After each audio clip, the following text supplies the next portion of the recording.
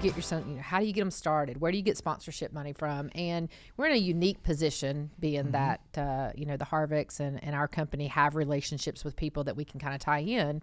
And that's always a hard question to answer. But you go back to not having sponsorships and driver representation, because in driver representation, when we have young drivers come here, they want to know, who can I sign up with that can help me with sponsors, right? And so there's that dichotomy of how does it work and, what that looks like, in terms of what you guys do. That is a big question. That's the question I get all the time. I actually met with probably 5 or 6 kids in the last 2 months through mutual friends, a couple really good ones. I met with this one kid, doesn't live here in North Carolina, but he actually met with a couple of them. But this one kid, the one thing I caught with this kid was he could race. He was a really good racer. But his problem was, and he was, I would say, probably 13 to 15 years old, his communication skills and his people skills, he just sat there. And so when we got done, his mom called and we were talking, and this was all through a mutual friend. And I just said, hey, the best advice I could give him is get him hooked up with a PR agency, get him some media training, because if you look at these kids right now, like William Sawalich, okay? William, we got hooked up with William a couple months ago. That kid can talk like he is 30 years old, and he just turned 16. His people skills, the firm handshake, the not being afraid to talk in front of a camera. When you ask him a question, he'll look you right in the eye and answer it. Those are skills that you need for sponsors. Okay, so you could be the baddest race car driver in the world, but if you can't communicate with a sponsor and they look at you like he's a rock, he just sits there, it doesn't work. So I tell kids right now is we do media training right now. I mean, Keelan does media training. We bring in some of the Fox people, and they do media training with our young kids because they need that. So the first time we put them in a room with CEOs, they're ready. They can already race. These kids can race. All these kids can race. Right now, this sport, even NASCAR, it's a youth movement. I mean, you're seeing kids from the Truck Series go to the Cup Series. When I got in the sport 20 years ago, that did not happen. No. So my point, and that's the other thing, because I don't even know if that's what we as a sport want, right? I mean, certainly as a team owner, it's really difficult to get an 18-year-old in your car and then represent, because that was where my next question was going in terms of consumership. Like, these guys have to be able to influence consumers, right? So yes, it's about relationships. It's about being able to talk to the CEO, but then fast forward to that, they've got to be able to influence buyers and consumers. And that's a really difficult thing for that age, to also do. It is. I actually told, there's another kid I talked to the other day. It was probably about a month ago, but he was really good. He could speak. He could do it all.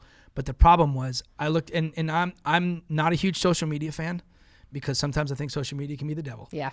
But social media is so good for these kids if they're young to start building their fan base up to by the time they turn 16 or 18. The first thing that we talk to when we're talking with William or Brent Cruz, who's still 15, these young just turned people, 16. He just got his driver's license. So you look at these kids, and you look at these kids, and why all these kids, when they turn 16 or they turn 18 or whatever it is, and you're going to walk into a sponsor, and when you look in there, it used to be the VP of marketing, the VP of sales, and the CEO. Now when you walk in there, it's the VP of marketing, the VP of sales, and a social media person. And I just sat in a meeting the other day trying to sell sponsorship, and this lady was in there, and I said, "And title?" And she's like, "I'm the social media director."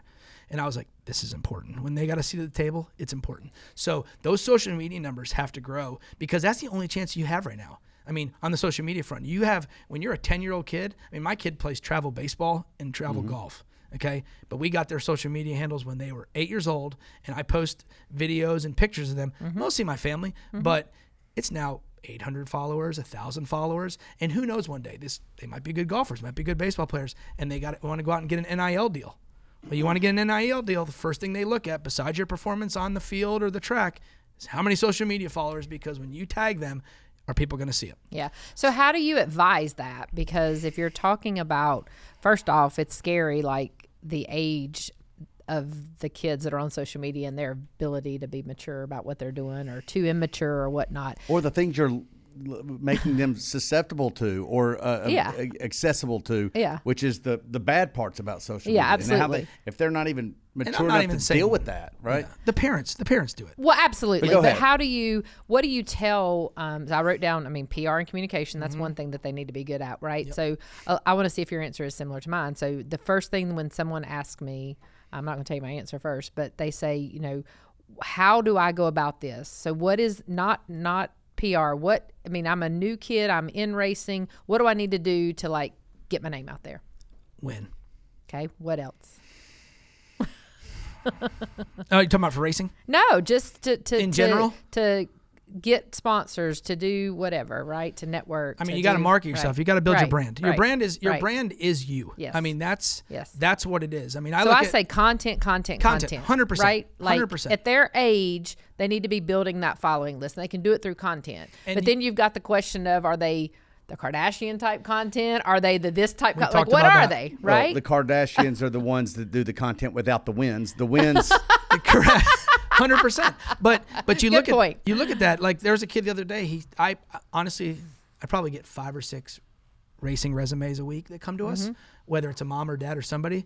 But there was a kids I saw the other day, and I looked at his social media, and he had 500 followers and 1,500 posts. I was good with that because it was good content. But then I went over to his YouTube page, and it was big. I don't do YouTube.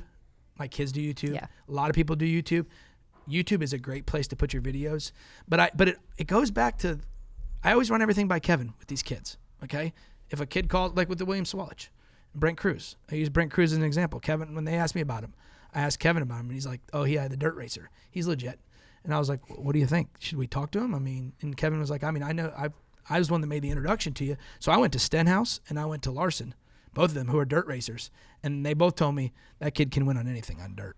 And he's a good road course racer too. So we got with Kevin. Kevin started working with his dad and started putting a schedule together and what we need to do. And fast forward a year and a half and he gets a Toyota deal.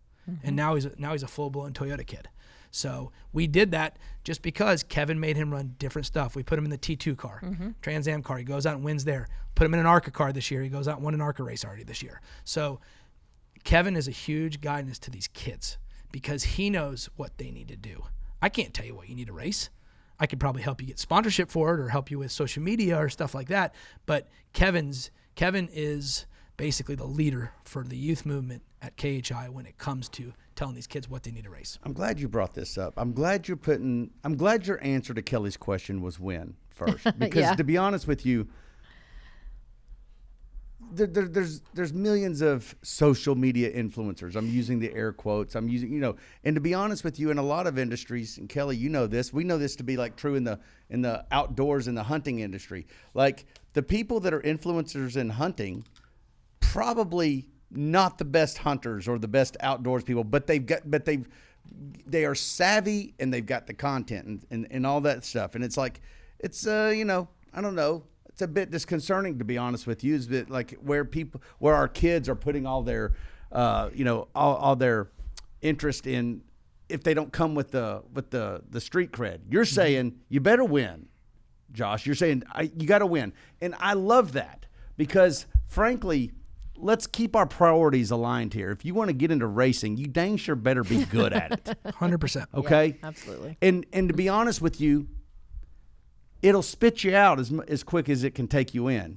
And I think it spits you out for a couple different reasons, but one we know for sure, if you cannot win, you're not going to last, right? That's a fact. I'm glad you said that. Now, when you get them in and they are winners and you rely on, you're saying, Kevin, Ricky, you go to your other guys and say, hey, does this guy race? They say he can race. Now you take that guy that can race and now you're going to go polish him. And now what if they have not built up a social following? What if they don't care about their brand? Where do you start first? You say media training, but what do you do with the kid that doesn't know anything about media? What do you do with them when they go to media training? Our guys go to media training to learn how to speak because the kids that we have, they've been fortunate enough to win.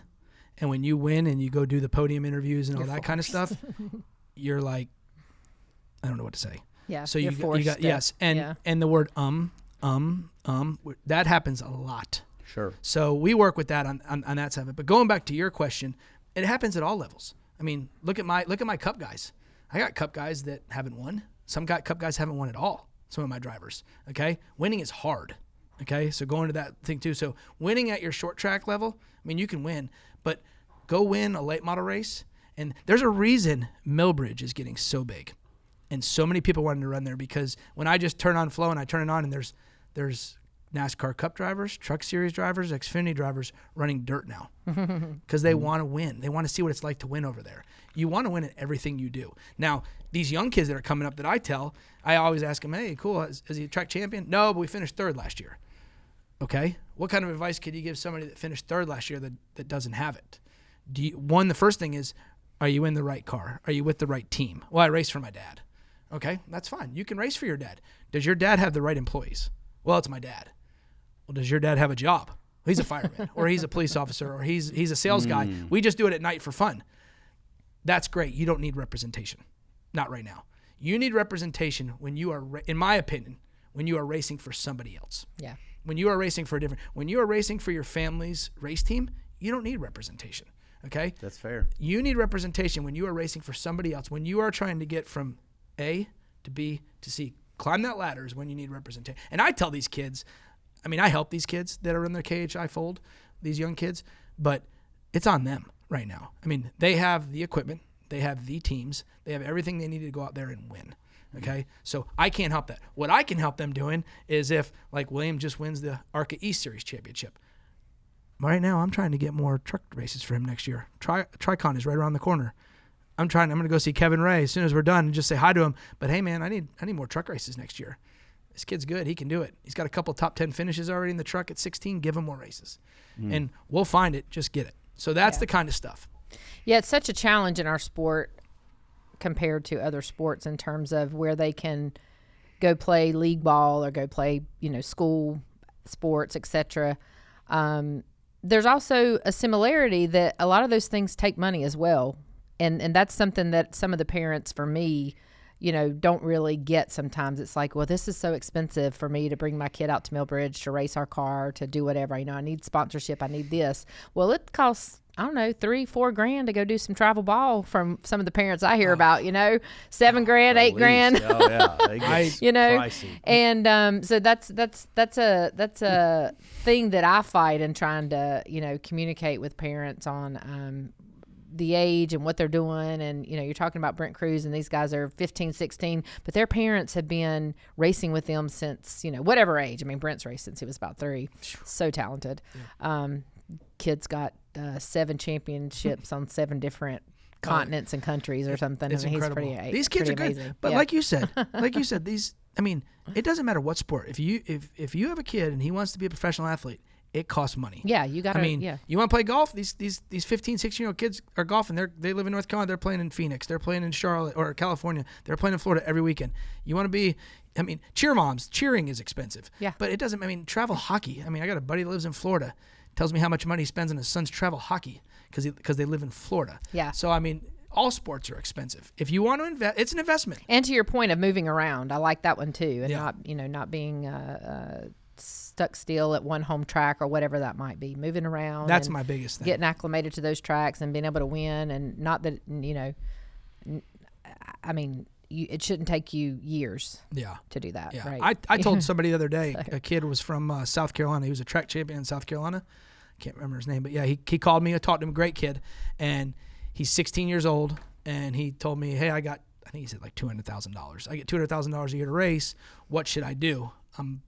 He's 16. And I told him, because he's trying to get a name for himself. And I was like, Cars Tour. And here's why. For $200,000, you can find a decent ride in the Cars Tour. Yeah. The Cars Tour right now with Justin Marks, Kevin, Jeff Burton, and Dale Earnhardt Jr., those guys, they see it.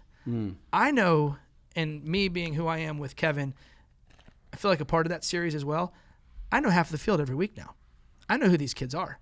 I love Minnie. I just see these guys' names and see who these are, and Lane Riggs and all these guys that are racing right now are becoming household names in the Jones house, because not only do we watch the races, but I know who these kids are now, and some of them are getting Xfinity rides, some of them are trials, some of them are getting truck rides.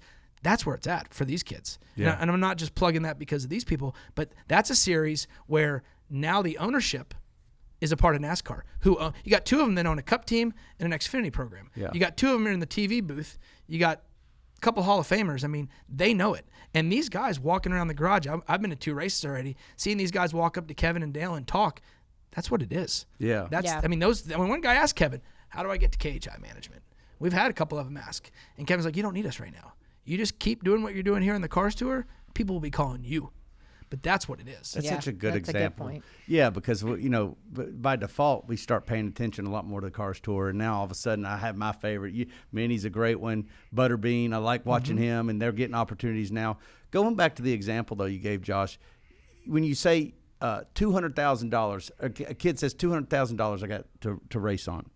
Do you guys have an idea about, do you go pour all of that into the race team, or do you carve out a percentage to work on the other things that you all talk about? Because it sounds like both of you are saying that there's some investments to be made early on that you can do for yourself to go ahead and start building a foundation of some sort that may come pay off later on if you continue to win and all those things. So how much money does it cost just to do the things that to set yourself up even more, right? Like, just you're all trying to be set apart from the rest. There's a lot of people out there. How are people going to remember you? What kind of investment were we talking about? I mean, that's a great question. I don't know that answer because I don't know what each series costs. But I think to social media and content and communication, the investment's low. Yeah, for that It doesn't stuff, cost anything to have an account, does it? Right. Right. I mean, it costs us $500 a session with the media. Yeah. That's 2 hours. And a phone. A $500 a session for the media training. Yeah, for the media training for 2 hours. Got it. Which is nothing. Yeah. And when we do it, we've done it a couple times. I think we've done it 4 or 5 times. We do it separately. But when Keelan comes out, Keelan speaks really good anyway. A lot of these kids do. But when he comes out, it's a breath of fresh air because he's learning more. And then when you go watch him doing it, same thing with Brent Cruz. Brent Cruz's interviews are tremendous now. Mm-hmm. He looks right in the camera. He does a great job, and he has come a long way. William has it. Yeah. So some kids have it, some kids don't. But it's a big opportunity for people if they can do it. It's no different than when we tell our kids. At least I can speak for myself. Is that I tell my daughters, like, when somebody's speaking to you, look them in the eye. Absolutely. I can promise you that most of your friends do not do this, and therefore, if you are the one that does this, you will be remembered. You'll be remembered for that. Remember for the right reasons. I mean, it doesn't seem like it's too different, right? You're trying to make an impression with the people that matter, right? Mm-hmm. And you don't even know who it is all the time, right? Yeah. So it's like almost like a 24-hour job interview. You're always on audition, or at least you got to treat it that way if you're a driver. And then, oh, by the way, win. You still got to do that. Yeah. Don't suck. That sucking will hurt you. Winning, no matter how much you invest. I also noticed this is sort of a fault of my own because I'm like so controlling and want to be like handle everything. But I've noticed with Wyatt in particular, when I'm not around, he's so much better at speaking and so much better at taking care of himself and so on. So like an example of when we did the Race Hub thing, when he took them up to his room and he was just describing wins and trophies and this, that, and the other. And then when we got to the racetrack, they interviewed the 3 of us together. And you know what he did? Turned and looked at me. Seriously? Like, either are they asking you the question or are you going to answer for me, Mom? And that's a fault of mine because I often do that for my kids. I'm often like step in the middle of it. But I think that's a good point that like they've got to do that. Parents need to tell them, look someone in the eye, give a firm handshake, so on and so forth. But at the same time, I think that, we can get too involved, and like let them be themselves, let them have a personality, let them make a mistake or whatnot so they get it and learn, right? And figure it out. I'm so glad you brought that up because that's a great question for Josh. Josh, have you ever had to have conversations with parents of drivers? And maybe let's not even put you in that. Let's just say, is there a time when KHI management might have to say, or if there's situations that happen where you would be comfortable going and having a real heart-to-heart with parents saying, you're causing more problems than it's worth. Let's step back and let's let this guy or gal mature as they make the mistakes, do that kind of thing. Absolutely, but we haven't had that opportunity yet because when we bring these kids in, I mean, it's a parent first. I mean, we talk to the parents first, and we just say, hey, here's how we work. Because at the end of the day, these kids are they can't make the decision. 11 years old and 16 years old and 14 years old. So we work directly with the parents, but we tell them what we can offer. But then we also say, here's what we need out of you. Okay? We need you to be the parent, not the coach. We need you to be positive. These kids, I mean, it happens a lot, but like they're already hard on themselves if they don't win a race. They don't need the parents to be hard on them too. You know what I mean? And I have that problem for myself at home. I get on my kids, and then when it's all done, we have that problem in our family. Yeah, I get on my kids, and I'm like, dude, come on, we got to hit better, Mason. Come on, right? Hustle. 3 for 3. I'm telling you, I've learned that you need to have those conversations the next day, man. In the heat of like after a race, you want to sit there and talk about the mistakes or whatever's going on or what you could have done different. I'm like, oh, yeah, let's talk about that tomorrow. Yeah, that's and I give Kevin a lot of credit because. I mean, he wins. I mean, he's a race car driver. He wins, and he wants his son to win, and he does that. And Keelan does win a lot. But what I like about Kevin, and the first thing I ever saw going to a race and watching him is Keelan goes out, and this was in go-karts, and he qualifies. I think he's on the pole, and Keelan made some comment to him about something, not a smart-ass comment, but just kind of a cocky comment. And Kevin kind of walked over, and I saw him talk. He was over there talking to like the tournament or the director of the series or whatever. And I forget how it went, but it's something about he told him to start him in the back. So Keelan started in the back of the race because he was like it was too easy or something like that. And he made that comment, but he started him in the back. But what Kevin does with Keelan, I try to do the same thing with my kids. I watch Kevin and how he does a lot of stuff. And when I see him say that, I'll go do that to my son in his golf world or his baseball world, because when Kevin says, hey, you need to watch this guy right here, you need to follow every step, whatever he says to him, I take that and I use it in other sports. Mm-hmm. So Kevin's guidance to these kids, and I mean, I talked to Kevin yesterday, and he was like, I just got the phone with William. So these kids ask the veterans, and the Cup guys too. I mean, the Cup guys, when they go to certain tracks, they'll call Kevin that represent KHI, and it's like, how the hell do you get around this track in Phoenix like this? Why are you so good there? And he helps them. Yeah, I noticed too when Keelan came and ran a few dirt races at Millbridge, Kevin stayed up in the stands. And he specifically said to me, this isn't my wheelhouse. I'm going to let the people that are helping him and working with him do this because this isn't my wheelhouse. And I think parents need to realize that as well, right? I'm not the expert here in this. Maybe he's definitely an expert in pavement racing and whatnot. But I think that's another thing that parents can learn and understand, right? Because a parent can ruin a kid's career. No, I mean, and I haven't seen it on the KHI side, but in this world, you hear a lot of stuff about, oh man, don't bring him over there. His parents are, whoo. But that happens. But that happens in all sports. Yeah. I mean, all sports have the same problem. Parents could be the trouble.